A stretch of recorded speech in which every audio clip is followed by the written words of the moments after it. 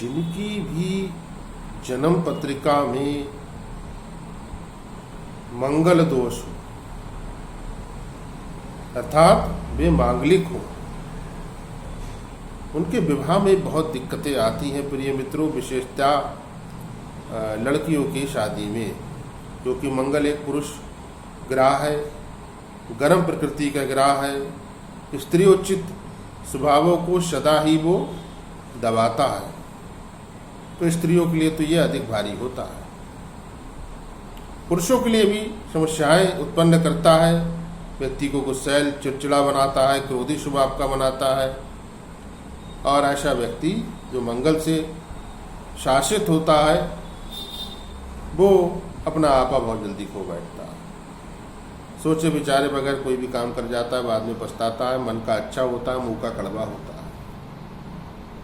प्रिय मित्रों, अब दो कंडीशन होती हैं, एक होती है आप मांगलिक हैं और दूसरी होती है मंगल बहुत खराब स्थिति में हो, प्रतिकूल स्थिति में हो जन्म पत्रिका में। जैसे कि मान लीजिए मंगल राहु के साथ हो, मंगल शनि के साथ हो, मंगल केतु या मंगल बुध के साथ हो, तो ये बहुत खराब मंगल माना जाता है।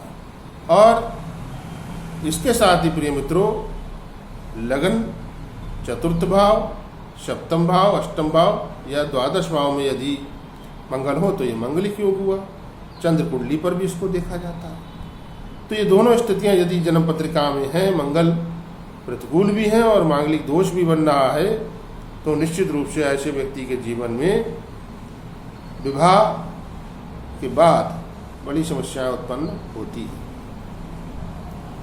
विवाह होता नहीं, पहली बात तो ये प्रिय मित्रों, बहुत देर के उपरांत विवाह बृहस्पति या चंद्र के बल से हो भी जाता है, और यदि जन्म पत्रिका का मिलान नहीं करा गया है और गैर मंगली व्यक्ति से विवाह कर दिया जाए तो शादी के उपरांत ही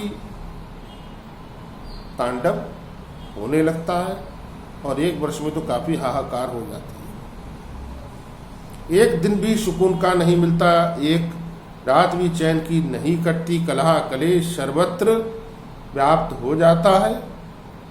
तो जिन लोगों का विवाह हो चुका है और जन्म पत्रिका नहीं मिलाई थी, यानी एक मंगली है दूसरा मंगली नहीं है, जीवन में कलह कलेश है, तो उनके लिए एक उपाय बतलाते हैं।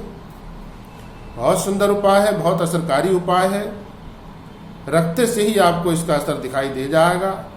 चांदी का एक पतरा आपको बनवाना है सुनार से, 5 इंच का होना चाहिए चारों तरफ से, यानी कि स्क्वायर में बनवाना है, 5 इंच का करीब करीब होगा, नाप ले वो। चारों उसकी जो साइडें हैं वो 5-5 इंच की होंगी, छोटी बड़ी नहीं होंगी। कोने उसके इकसार हों, अर्थात नुकीले ना हो, हल्का सा गोलाई में ऐसे कोना जो लिया जाता है वो होना चाहिए। और ये चांदी का पतरा बनवाकर गंगा जल और कच्चे दूध से इसको जरा सा धो लीजिए, छींटा मार दीजिए, और मंगलवार के दिन इसको आप अपने घर के मंदिर में भी रख सकते हैं, या फिर आप कपड़ों की अलमारी में रख सकते हैं, और या फिर आप इसको अपनी तिजोरी में भी रख सकते हैं। ये रखते ही प्रिय मित्रों घर का कलह कलेश शांत होता जाएगा और सुख चैन घर का बढ़ता जाएगा, ये निश्चित बात है, कोई इसमें संशय नहीं है। प्रतिकूल मंगल अनुकूल हो जाएगा। अब दूसरी चीज बताते हैं प्रिय मित्रों, जो मंगलिक हैं और विवाह में बाधाएं उत्पन्न हो रही हैं, सगाई होके टूट जाती है, बात चल के खंडित हो जाती है, और कहीं पर भी कोई ठिकाना नहीं बन रहा शादी का, तो वो लोग क्या करें?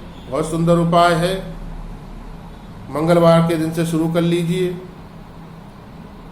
सुबह सुबह जब बिस्तर पर से उठें, स्त्री हो या पुरुष,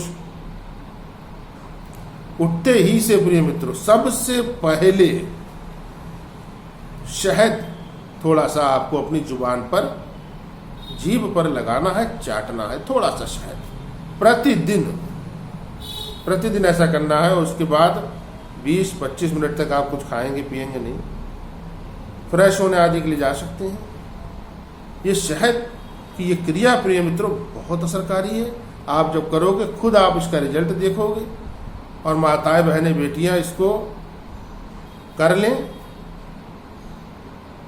किसी भी कंडीशन में, परहेज के दिनों में भी इसको आप जारी रख सकते हैं। जो बेटियां हैं, बहनें हैं, कोई परेशानी की बात नहीं है।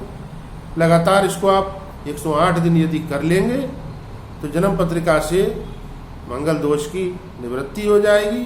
प्रतिकूल मंगल आपके लिए अनुकूल होकर के आपके जीवन को मंगलमय कर देगा। मैं आचार्य आशीष शास्त्री आपकी सेवा में अनवरत तत्पर। प्रिय मित्रों, चैनल पर नए हो सब्सक्राइब कर लीजिए और वीडियो को एक लाइक अवश्य कर दीजिए। कमेंट बॉक्स में आकर कुछ पूछना हो आप पूछ सकते हैं। सीताराम जी महाराज की जय। संकट मोचन श्री हनुमान जी महाराज की।